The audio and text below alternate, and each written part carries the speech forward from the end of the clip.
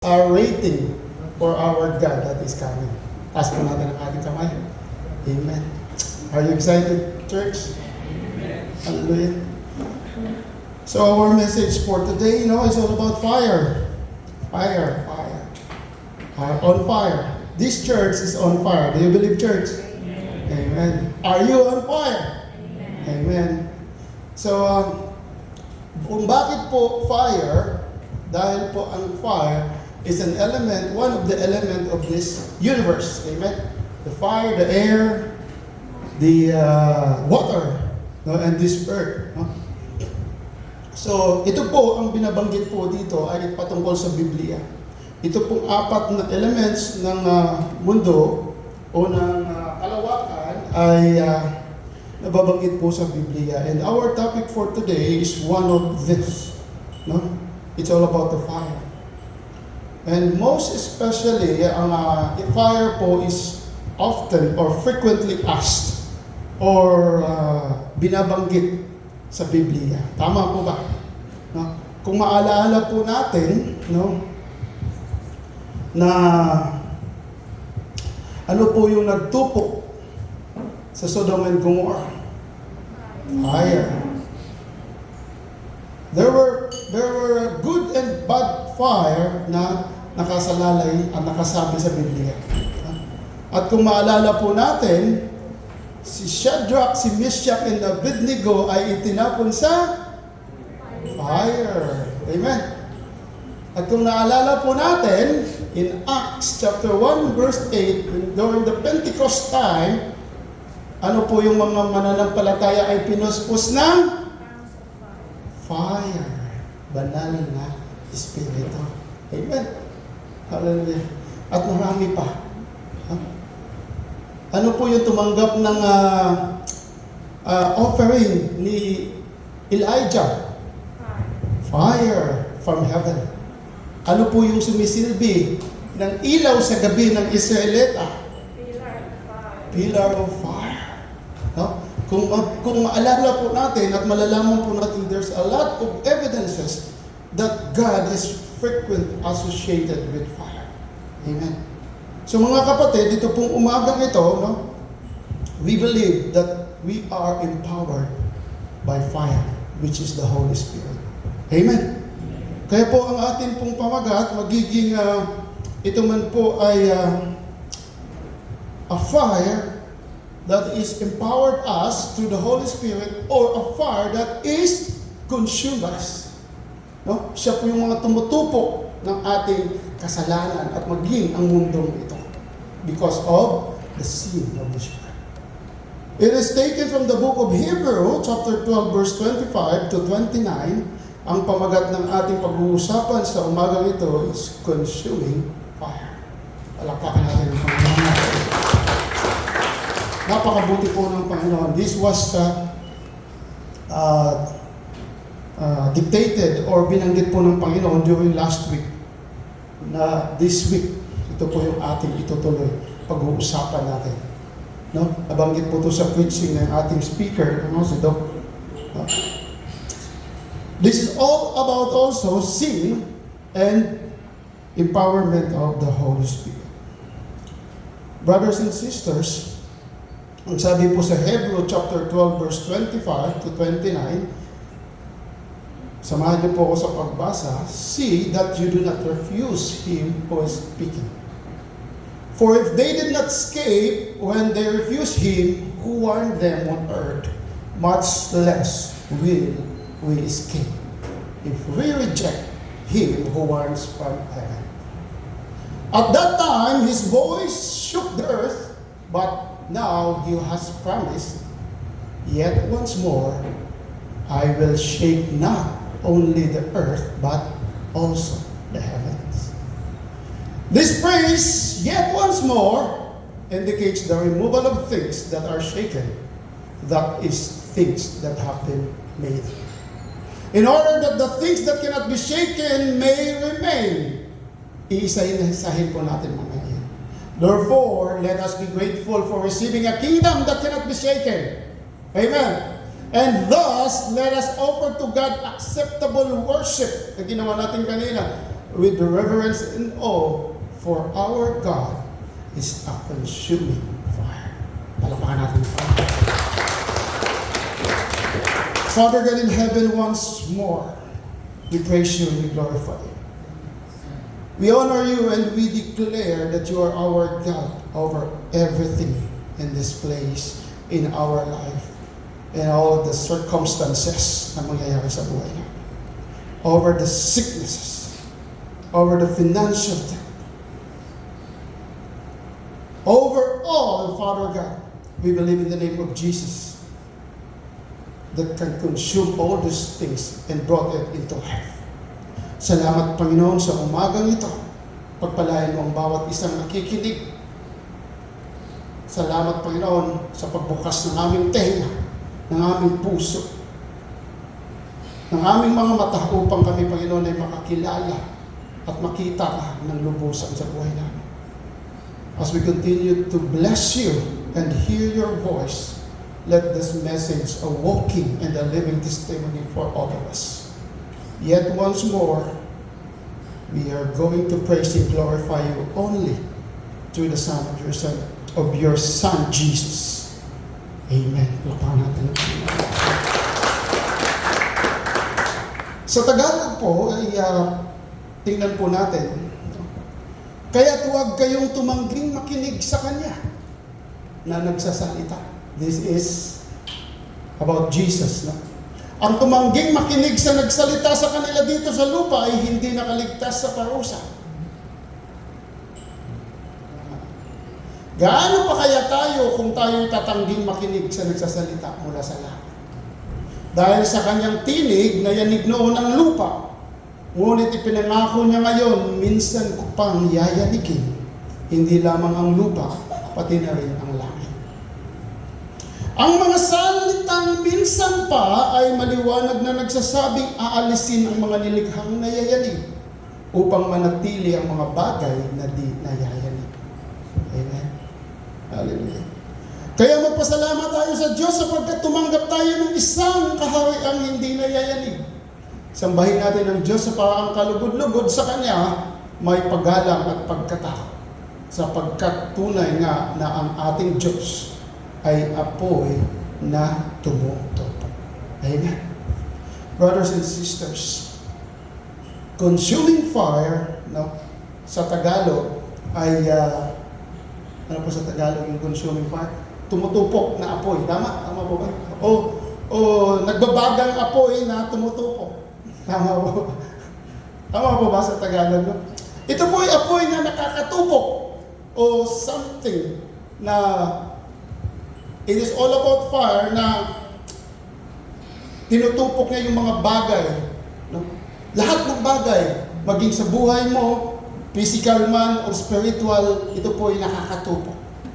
This is a consuming fire. No? This is God, Elkanah. In Hebrew, it is called Elkanah. It is the consuming fire. Our God is a jealous God. Amen. Hallelujah. So sabi po dito, paano, no? Kung titingnan natin, ang ating Diyos ay a consuming fire. Ito po, ang consuming fire, brothers and sisters, ito po ay ang apoy na tumutupok sa mga bagay na hindi ka nais-nais sa Panginoon. Katulad ng kasalanan.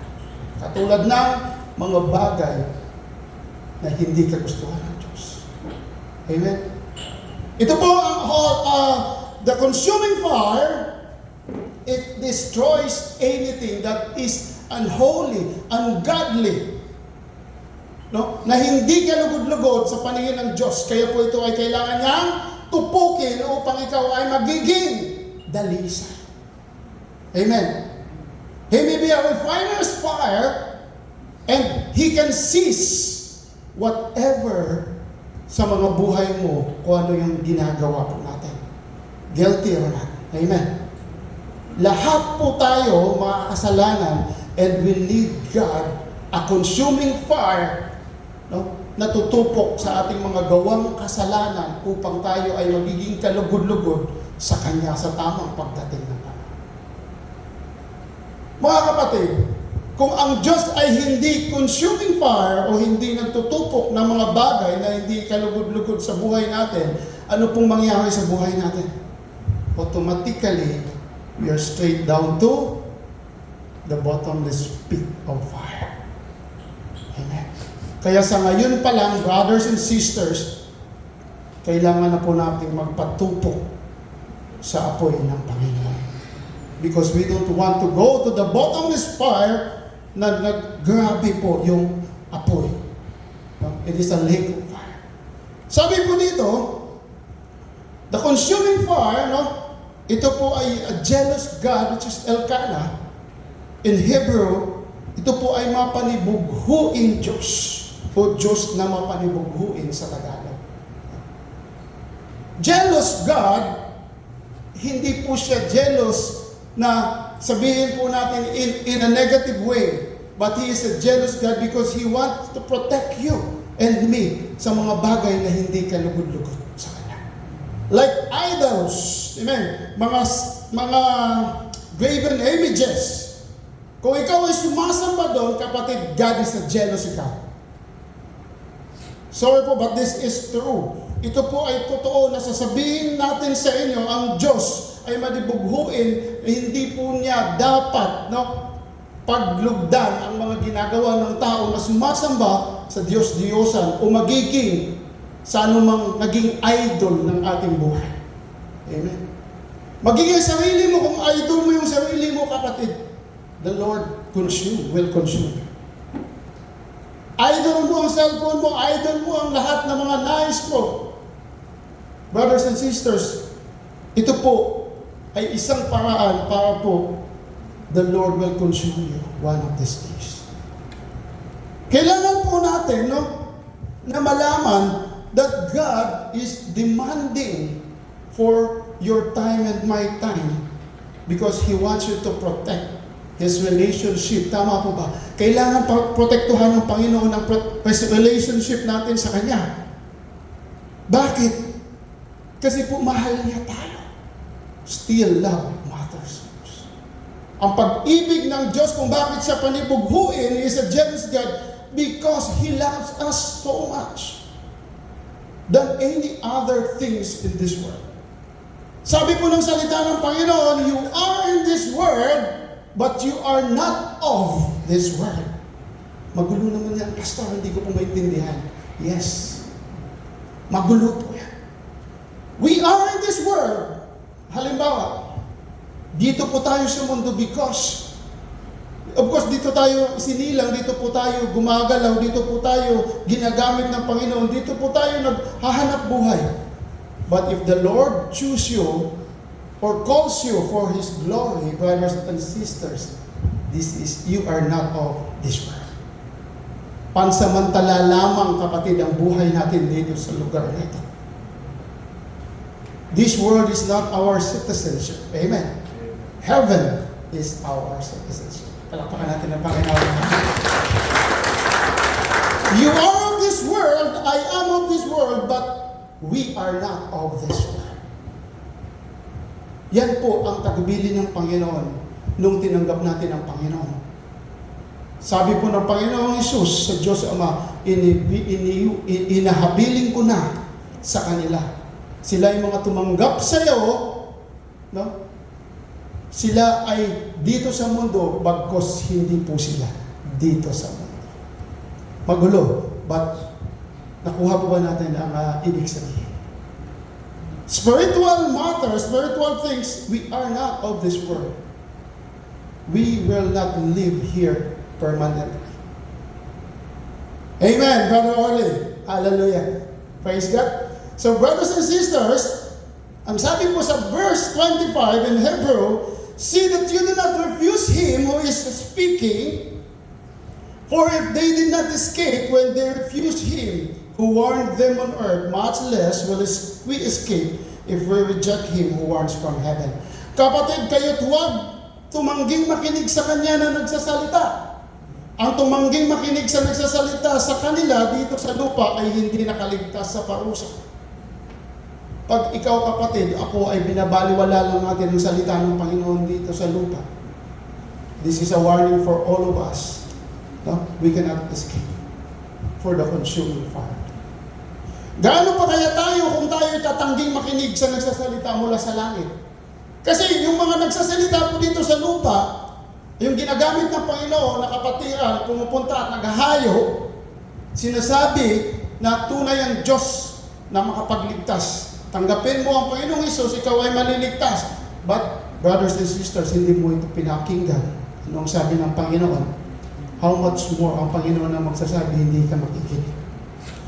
Kaya sabi ng Panginoon, kung kayo'y tatangging makinig sa nagsasalita mula sa langit, nakaligtas ka. Hindi ka makakaligtas sa parusa. Amen? So sabi po dito, do not refuse God. For God, no, ay ang nagsasalita at nagsasabing, makinig ka. Pakinggan mo ang boses ko at ito po ay para sa iyo upang tayo magkaroon ng kaligtasan. Amen! Isang malakas na palakpak sa Panginoon. Hallelujah! Brothers and sisters, makinig ka. Huwag kang matulog. Amen? Hallelujah! Dahil kung gusto mo maligtas, panghawakan mo ang salita ng Panginoon. Amen? Hallelujah! So, brothers, sabi po dito, in Hebrew 1, verse 1 to 3, noong una, nagsalita ang Diyos sa ating mga ninuno sa iba't ibang panahon at sa iba't ibang paraan sa pamamagitan ng propeta. Ngunit sa mga huling araw na ito, siya ay nagsalita sa atin sa pamamagitan ng kanyang anak. Sa pamamagitan ng anak ay nilikha ng Diyos ang sanlibutan at siya ang piniling tagapagmana ng lahat ng bagay.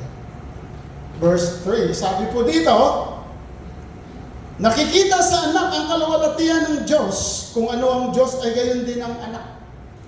Siya ang nag-iingat sa sansinukob sa pamamagitan ng kanyang makapangyarihang salita. Pagkatapos niyang linisin tayo sa ating mga kasalanan, siya ay umupo sa kanan ng makapangyarihan doon sa langit. Amen. Mga kapatid, ang sabi po ng salita ng Panginoon in Hebrew 1 verse 1 to 3, ang salita ng Panginoon noon pa man ay sinabi na niya at ipinahayag na niya sa mga propeta. At noon pa man ay nakadinig na po sila ang mga namatay. Noon pa man nakakadinig hanggang ngayon. Mga kapatid, paulit-ulit ang salita ng Panginoon at sasabihin sa iyo, makinig ka at huwag mong tanggihan ang Panginoon. Tanggihan ang salita, huwag mong tanggihan ang kanyang salita upang ikaw ay hindi makaligtas o makaligtas sa parusa. Amen. Noon pa man ay sinabi na ng Panginoon, no? Ang salita ng Panginoon, ito po ay iniwan na niya sa kanyang anak. Sa pamamagitan ng anak ay nilikha ng Diyos ang sanlibutan. So the word of the Lord, ito po ay buhay. Ito po ay hanggang ngayon buhay na nagsasabi, makinig tayo at mananampalataya. Ito po ay ating buhay tungo sa buhay na walang hanggan. Amen. Ang sabi po sa Hebrew chapter 2 verse 1 to 4, ito po yung aming pinag-aralan sa Forge, kaya nga dapat lalo nating panghawakang mabuti ang mga narinig natin upang hindi tayo maligaw. Amen? Dapat lalo nating panghawakang mabuti ang mga narinig natin upang hindi tayo maligaw. Amen, Michelle? Aligaw ba tayo? Ang mensahe ipinahayag sa pamamagitan ng mga anghel ay napatunayang totoo. At sino mang lumabag o hindi sumunod dito ay tumanggap ng kakulang parusa. Verse 3, ang sabi po dito, gayon din naman, paano tayo makakaiwas sa parusa kung hindi natin pahalagahan ang napakadakilang kaligtasan ito? Ang Panginoon ang unang nagpahayag ng kaligtasan ito at ang mga nakarinig sa Kanya ang nagpapatunay sa atin na ito'y totoo. Amen, Brother Christ. Are we the witness of the true and living God? Amen. Can I hear aloud? Amen. Amen. Malakas na palakpak sa Panginoon. Hallelujah. You and me are the true witness, no, that our God is alive and living. Kasi po, mga kapatid, kung hindi buhay ang Diyos, tayo din po ay patay. Amen. Wala na po tayo dito sa mundo ito. Kaya pinatunayan din ito ng Diyos sa pamamagitan ng kahangahangang tanda at ng iba't ibang himala sa pamamagitan ng kaloob ng Espiritu Santo na ipinamahagi niya ayon sa kanyang sariling kalooban. So the Lord has given us a lot of wonders and miracles, no, and testimonies, witnesses na tunay ang Diyos sa pamamagitan ng tinupok niya yung Sodom and Gomorrah by fire. Anong ginawa niya? Tinanggap niya yung handog ni Elijah by fire. Lahat po na sinabi natin kanina, this is all about the consuming fire. Sabi po sa English, no, napakaganda po dito, we must pay more careful attention. Makinig po tayo, ulitin ko po, makinig po tayo. We must pay more careful attention, therefore, to what we have heard, so that we do not drift away. Bakit kasi may sinasabi pong drift away o tayo naliligaw? Ano pong sagot natin doon? Dahil hindi po tayo kinig. Amen? Kaya ka naligaw. Hindi mo sinunod ang sabi ng salita ng Panginoon. Pag sinabi ng salita ng Panginoon, kapatid, ito po yung gagawin mo. Anak, ito po yung gagawin mo. Ikaw ang ginawa mo, iniba mo. So, anong nangyari? Naliligaw ka. Ama. So, if you will not pay much attention sa salita niya, pag sinabi ng Panginoon, ako ang Diyos tunay na makapangyarihan, and I am the way, the truth, and the life. No one comes to the Father except through me. This is Jesus who is saying. At ikaw ay hindi naniniwala, anong mangyari sa iyo, kapatid? Ikaw ay naliligaw. So that's why you are drifting away, dahan-dahan. At kung hindi ka naka-anchor, sabi nga sa aming kapatid, kung hindi ka naka-anchor sa salita ng Panginoon, anchor sa salita ng Panginoon, ikaw ay unti-unting nawawalay. At hanggang tuluyan ka nang mawalay sa Panginoon. Why? Because you are not anchor. No? Hindi mo pinapahalagahan ang salita ng Panginoon. And be careful, brothers and sisters. Kung ikaw ay hindi naka-angkla sa salita ng Panginoon, at ikaw ay unti-unting nawawala, ano yung mangyayari sa iyo? You are drifting away and you are destined to the bottomless pit of fire. Amen? Kaya makinig po tayo, totoo po. Even me myself sometimes, Lord, sorry. But you know what? Mas maganda po kung nakukunbik ka pa ng banal na Espiritu. Why? Because alam mo pa na mayroon kang Diyos sa buhay mo. Pero pag hindi ka na nakukonvict at tuloy-tuloy ka pang gumagawa ng kasalanan, kapatid, be mindful. Maaari ikaw ay nawalay na sa Panginoon. Amen po ba? Ang sabi po ng Hebrew 10:26, hindi ko po nasama po, ito po ay aking nabasa kanina. Masakit, pero ang totoo naman po, pag ikaw ay alam mo ang katotohanan, at ito ay yung binaliwala, wala na pong mas maganda pang handog. Kaya po, ikaw ay tuloy-tuloy pa na nagkakasala, guilty po tayo lahat dyan. At kung hindi ka pa bumabalik ng tunay at lubusan sa Panginoon, we are destined to the lake of fire. At yan po ang nakakatakot. Amen? Sinasabi po natin po dito, lagi na lang kasalanan. Wala bang blessings dyan? Yes, brothers and sisters, if you obey the Lord, no? At kung ikaw ay lalayo sa kasalanan, ang pagpapala at biyaya ay sumasama. Amen? Palakpakan natin ng Panginoon.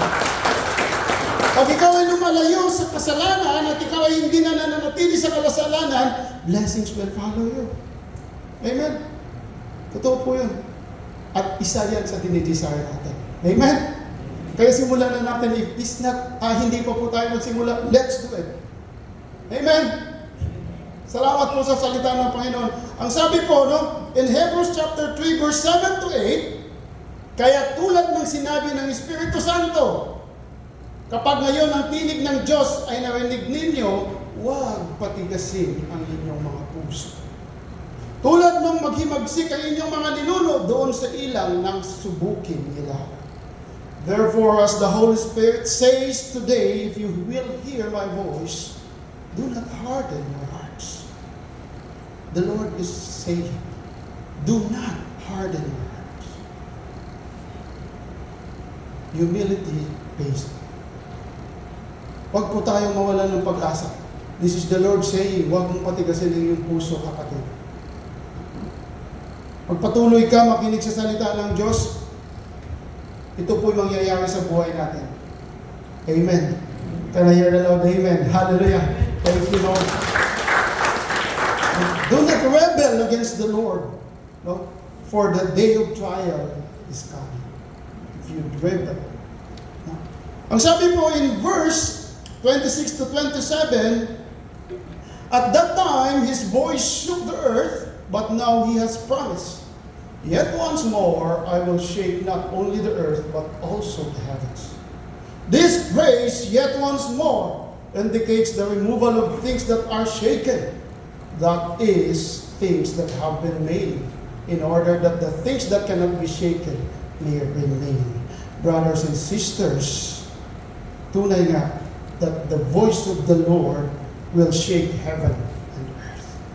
Amen.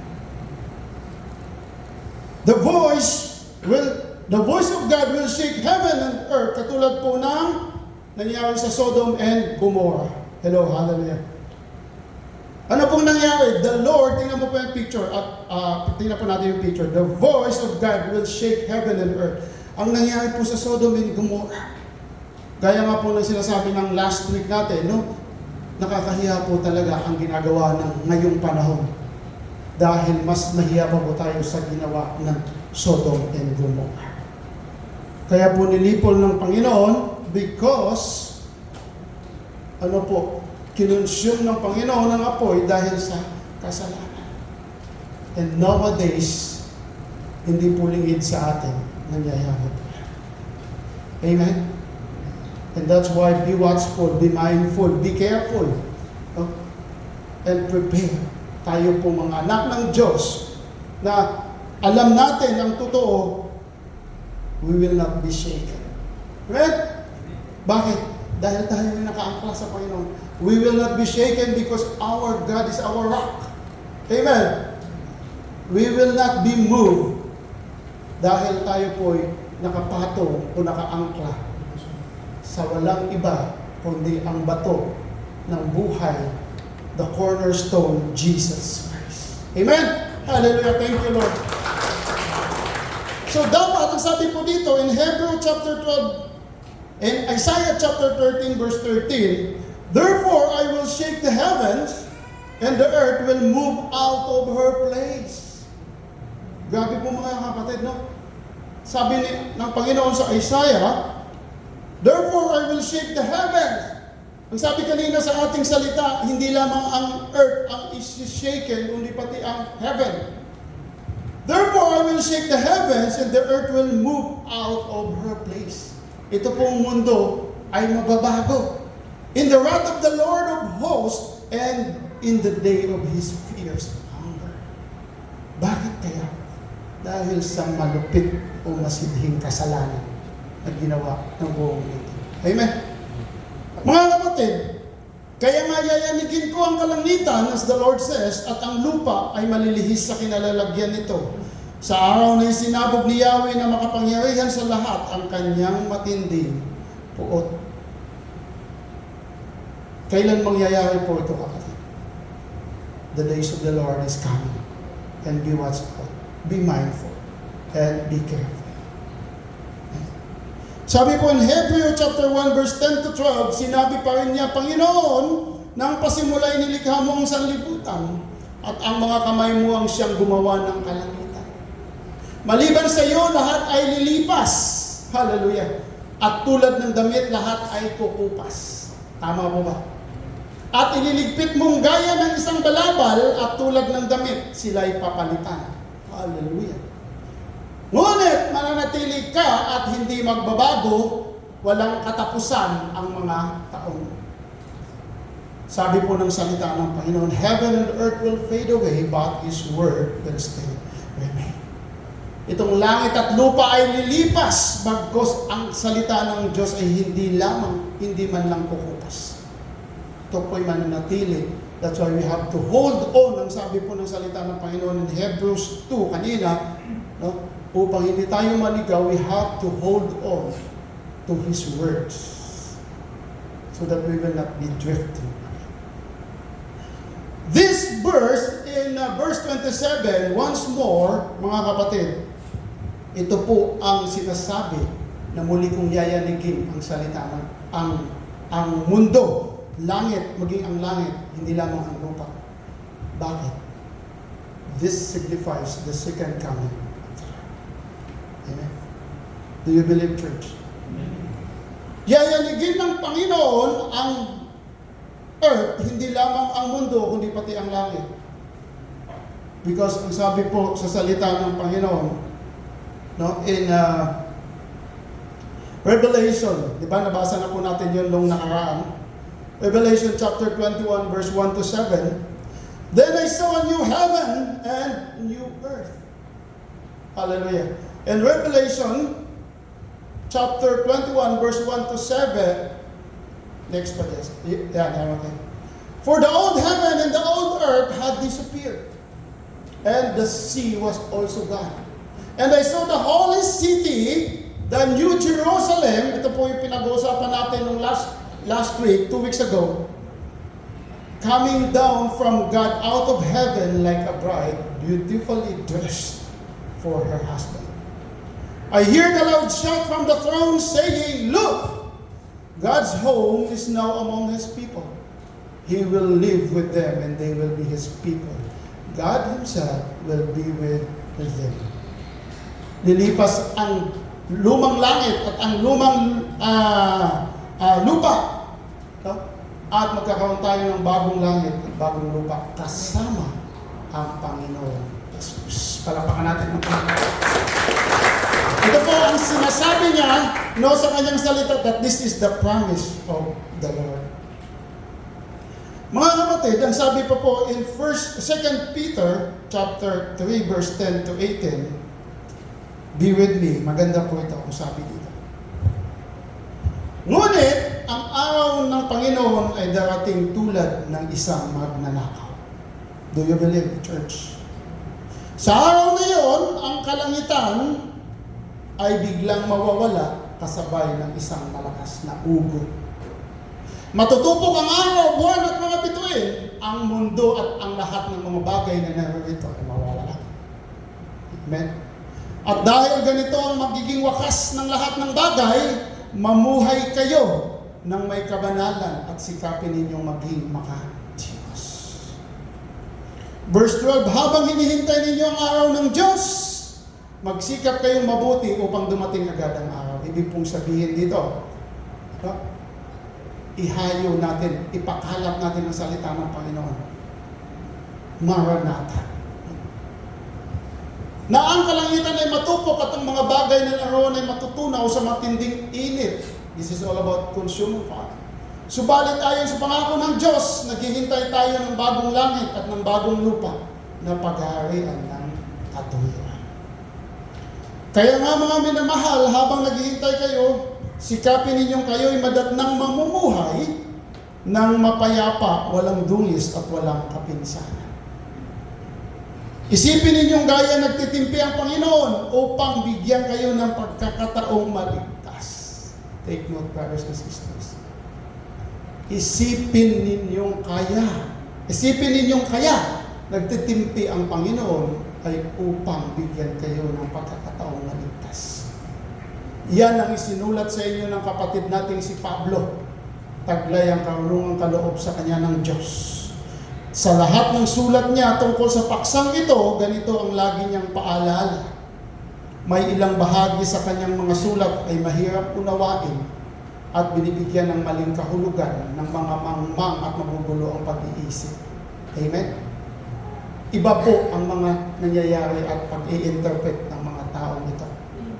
Ganyan din ang kanilang ginagawa sa ibang mga kasulatan, kaya ipinahamak nila ang kanilang sarili. That's why, if you are not holding on to the promises of the Lord and His Word, you are unti-unting no? Nawawalay sa Panginoon. Ngayong ito'y alam na ninyo mga kapatid. Amen.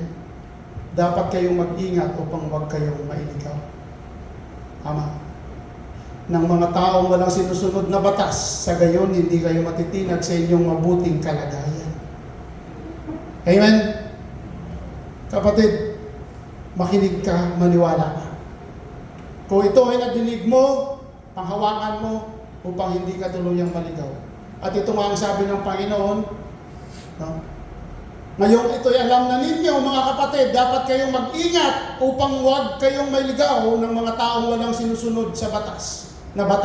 Gayon hindi kayo matitinag sa inyong mabuting kalagayan. Sa halip, patuloy kayong lumago sa kagandaang loob ng ating Panginoon at tagapagligtas na si Jesucristo.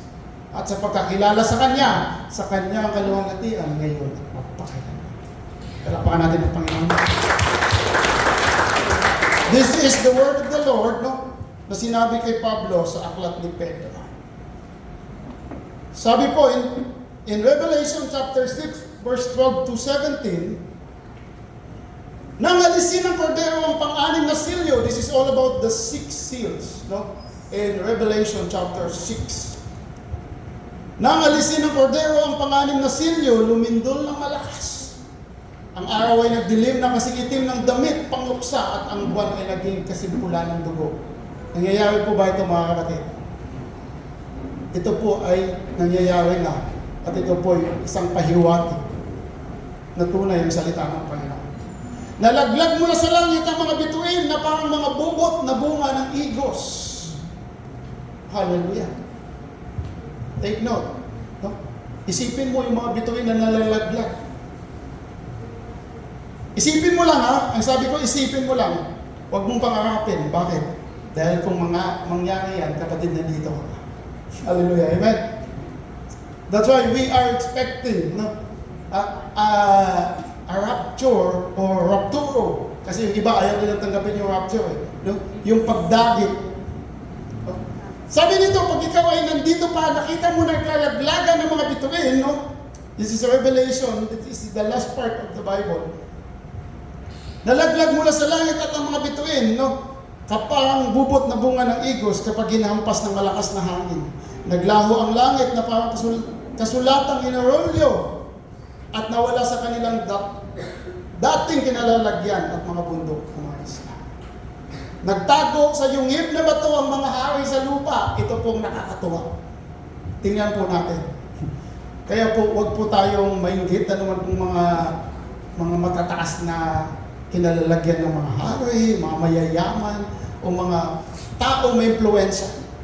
Kasi po tingnan nyo ang mangyayari sa kanila. Wala naman po tayong sinabi kung sino sila, but bagkos. Ito po mga kahiyanan at nila. Amen? Nagtago sa mga yungib na bato ang mga hari sa lupa. Ang mga gobernador, mga pinuno ng hukbo, ang mayayaman, at ang mga makapangyarihan, at lahat ng tao, alipin man o malaya. At sinabi nila sa mga bundok at sa mga bato, tabunan ninyo kami at ikublin ninyo kami sa mukha ng nakaupo sa trono, sa puot ng kordero. Sapagkat dumating na ang kakilakilabot na araw ng pagbubuhos ng kanilang puot, at sino ang makakatagal sa harap nito. Brothers and sisters, ang sabi po ng salita ng Panginoon, when the days of the Lord is coming, walang makakapagharap. Lahat na tuhod ay luluhod at lahat ng mga labi ay magsasabing, dakila ka Panginoon, tunay ka na Diyos. Wala kang may pagmalaki, bagkos tatakpan mo na lang iyong mukha dahil sa kahihiyan na iyong ginagawa. Amen. Brothers and sisters, ito po ang salita ng Panginoon at tunay na mangyayari sa susunod na mga panahon. Hindi man maaari ngayon, bukas, sa susunod na araw, but this will come into completion. Dadating at mangyayari po ito. Maaaring wala na po tayo dito at magandang wala na po tayo dito dahil hindi na po natin masasaksihan po ito. Sabi po ng salita ng Panginoon, we have to be grateful for receiving a kingdom. Kaya sa una pa lang magpasalamat ka, no? Na tinanggap mo na ang kaharian ng Panginoon. In verse 28 to 29, therefore let us be grateful for receiving a kingdom that cannot be shaken.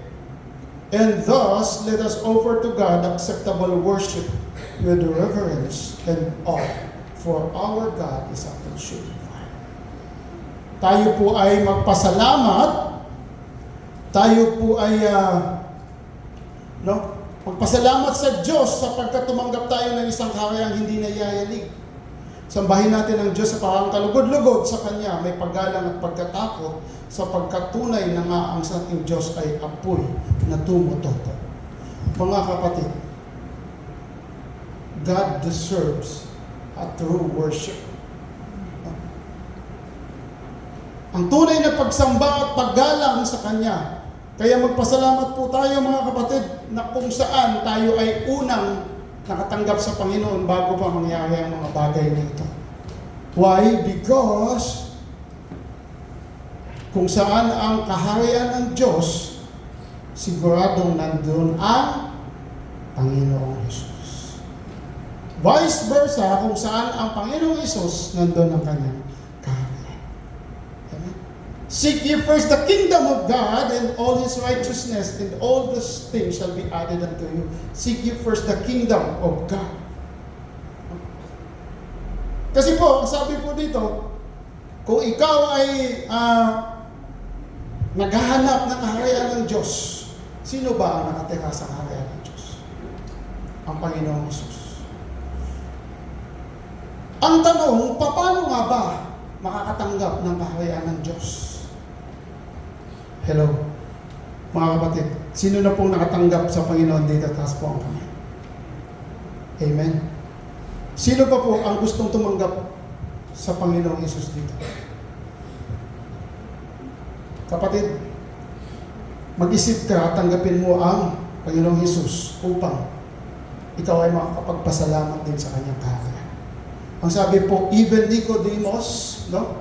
Si Nicodemus po, how can a man be born when he is old?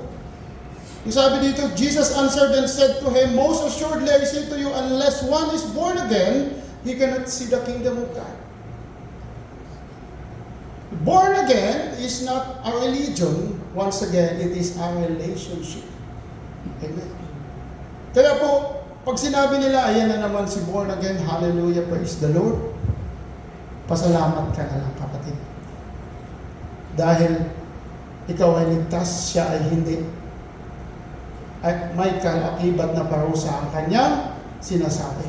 Because ang sabi po sa ating salita ng Panginoon, because He rejects and refuses God. That's why kailangan mo siyang bahaginan ng salita ng Panginoon upang siya din po ay maligtas. So sabi dito, how can a man be born again when he is old? Nicodemus asked, can he enter a second time into his mother's womb and be born? Jesus answered, most assuredly I say to you, unless one is born of water and spirit, he cannot enter the kingdom of God. That which is born of the flesh is flesh. Kung ikaw ay nasilang sa laman, ikaw ay laman. Bagkus kung ikaw ay nasilang sa espiritu, ikaw ay espiritu.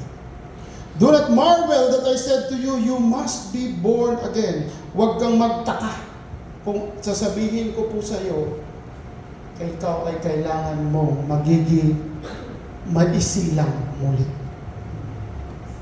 Once again, born again connotation is not a religion. Hindi ka sumalib dito upang sa born again na sinasawit dito, kundi ito ay tunay na paglapit muli sa Panginoon. Kaya pag nagtatanong sila, ayan na naman si born again. Paano nga ba? Bakit born again? Kasi po mga kapatid, ang born again ay nagkakaroon po sila ng maling connotation. Tama. Ito po laging nagkakamali. Kasi po hindi po nila tinatanggap ang salita ng Panginoon. And they cannot escape for the wrath of God. Amen ba? Hallelujah. So sabi po dito mga kapatid, on our last 2 weeks ago said, your kingdom come, your will be done on earth as it is in heaven. tunay nga na gagawin ng Panginoon, na ang kanyang kaharian sa langit ay dadalhin niya sa lupa at mananahan kasama natin. Amen? Kaya po mga kapatid, kung ikaw po ay nananampalataya sa Panginoong Yesus, ikaw ay makakasama niya sa kanyang bagong langit at bagong lupa. Tayo. Why? Because it is just like a water, no? Na kumukuha ka sa vine. Sabi po in John chapter 17, I think, no? Sabi po sa John, you are the vine, I am the vine and you are the branches. So ano ang meron ng vine? Katas, no? Doon ka humuhugot ng lakas ng lahat ng bagay. Kaya po ikaw, kapatid, ay hindi nawawalay sa Panginoon. Continue to be a branches, no, within the vine. Ikaw magkakaroon ka ng mga lahat na sustento, sustansya, lahat ng oportunidad na nanggagaling sa vine, which is Jesus Christ. In Matthew chapter 25, verse 31 to 34 and 41, sa maluwalhating pagdating ng anak ng tao, kasama ang lahat ng anghel, uupo siya sa kanyang trono ng kaluwalhatian. Tipunin sa harapan niya ang lahat ng mga bansa at sila'y kanyang pagbubukod-bukurin, tulad ng ginagawa ng pastol sa mga tupa at mga kambing. Ilalagay niya sa kanyang kanan ang mga tupa at sa kaliwa naman ang mga kambing. Kaya't sasabihin ng hari sa mga nasa kanan, halika kayo mga pinagpala ng aking Ama. Pumasok kayo at tanggapin ang kahariang inihanda para sa inyo mula pa ng likhain ang daigdig. And 41, sasabihin naman niya sa mga nasa kaliwa, lumayo ka. Lumayo kayo sa harapan ko. Kayong mga isinumpa, doon kayo sa apoy na di namamatay na inihanda para sa diablo at sa kanyang mga kamay.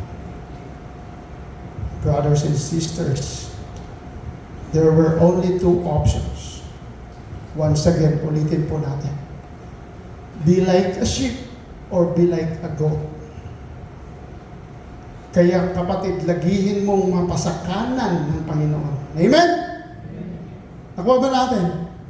Dahil pag lagi kang nasa kanan ng Panginoon, ikaw ay tupa. Huwag kang magpaka sa kaliwa ng Panginoon. Ibig pong sabihin nun, sumunod ka lagi sa mga utos ng Panginoon.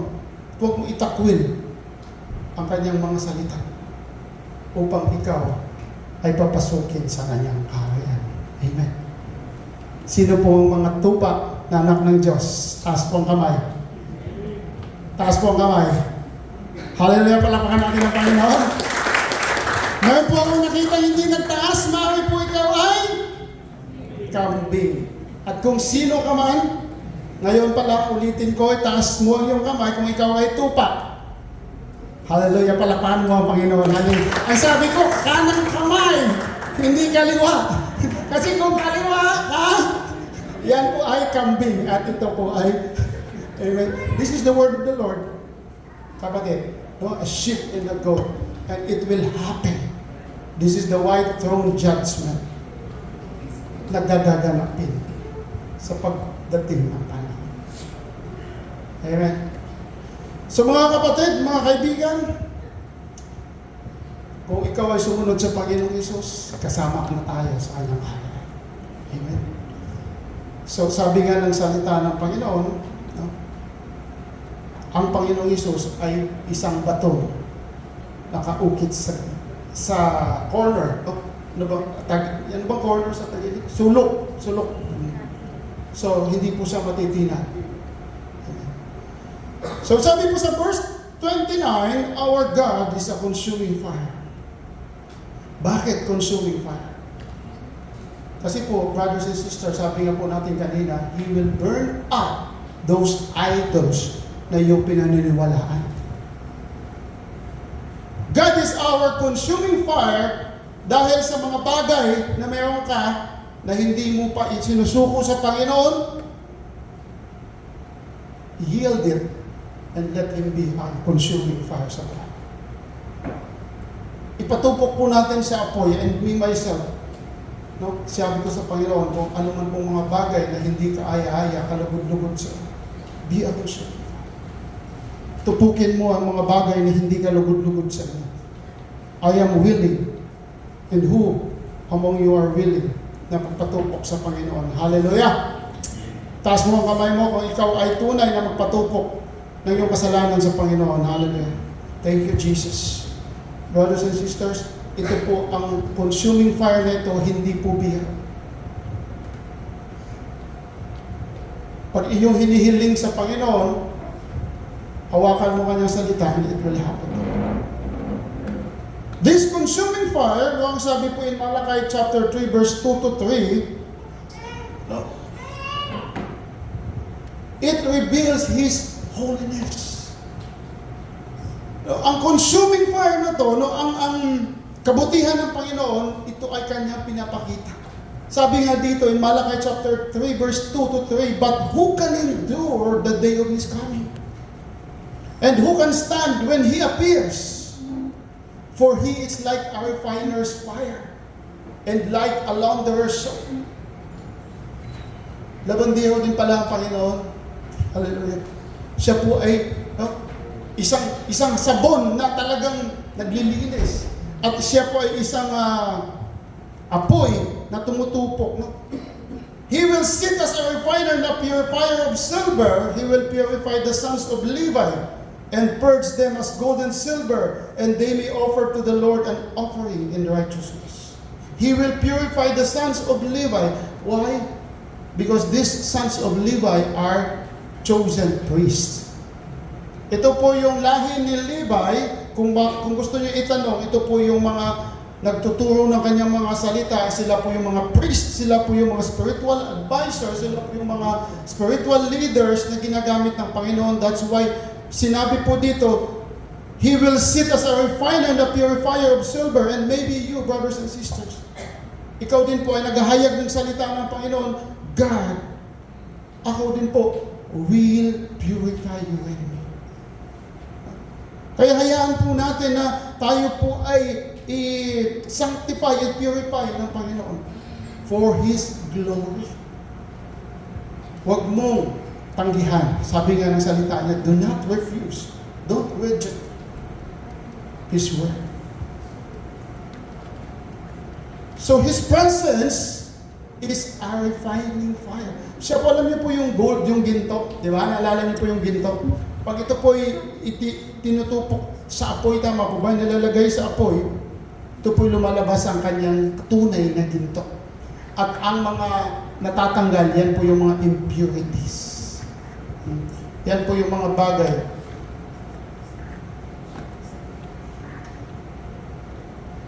na hindi tunay sa Panginoon. At pinapalabas ng Panginoon ang tunay niyang likas. His holiness. In Deuteronomy chapter 4, verse 23 to 24, take heed to yourselves, lest you forget the covenant of the Lord your God, which He made with you. And make for yourselves a carved image in the form of anything which the Lord your God has forbidden you. For the Lord your God is a consuming fire, a jealous God. Ito po lagi pa mga kapatid ay patungkol sa idolatry, idols. Maging ang oras, maging ang lahat ng bagay, hindi lang po yung graven images. So take heed. Kailangan po natin mga kapatid na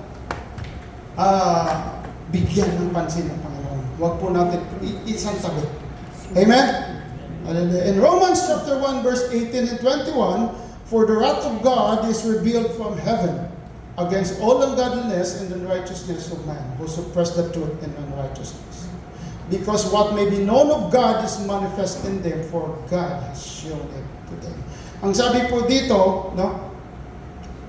For since the creation of the world, His invisible attributes are clearly seen, being understood by the things that are made, and His eternal power and Godhead, so that they are without excuse.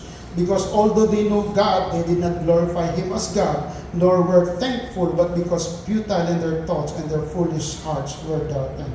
Alam mo po mga kapatid, yung sinasabi po dito na, alam ko naman si Lord, pero hindi mo tunay na nakilala siya. At alam ng Panginoon, kaya niyang ipalabasin ang tunay na ginto sa buhay. Pagsisimba ka lang, hindi naman tunay ang pagsamba mo. Alam ko na paano. Nakakalungkot yung may sinend po si kapatid, wala po dito. May send po siya, hindi ko lang naipakita. Mayroon pong dalawang imahe ng simbahan. No? Pagdating po sa mga panalangin, hello, Fords, meron na po tayong online Bible study. Amen? Magiging ang mga kababayan, meron na din po silang online Bible study na gaganapin. Maybe next week, or I don't know, pag-usapan pa po natin. And you are all welcome. Magaganap na po yan na pag-uusapan natin, and this week maybe. Ang Fords po ay nagsimula na last week, kaya po this week po ay pag-uusapan pa ulit natin. Wala lang po akong picture, nakalimutan ko. Mayroon pong dalawang imahe ang isang kapatid na kasama sa Forge. That's why siya po yung nagsabi na kailangan niya mag-Bible study online, bagkos siya naman po ay wala ngayon. Busy na po. Sabi po dito ng dalawang image, ang isang church, nakikita po yung isang prayer, wala lang po, isang prayer meeting na pag the more na nanalangin ng isang church, matindi yung ugat. Nangungugat, no? Matindi yung kanyang foundation. But, ang isang church na puno ng mga tao na nagsisimba lang at umaalis lang, ito po ay kunti lamang po ang kanilang ugat. So nakakalungkot kasi po, tunay nga na ang salita ng Panginoon ay maghahayag at ang kanyang consuming fire ang siyang magpapakita and reveal His holiness sa buhay mo at sa buhay ko. Kaya po we invite you, the prayer meeting of this church, on all the churches, maging sa buhay mo, huwag po nating kaligtaan. Mahalaga po ito at lalo, mag-uugat ng matinding pag-uugat sa pananampalataya. Amen? So, and the last thing that we have to talk is all about the benefits of God as a consuming fire.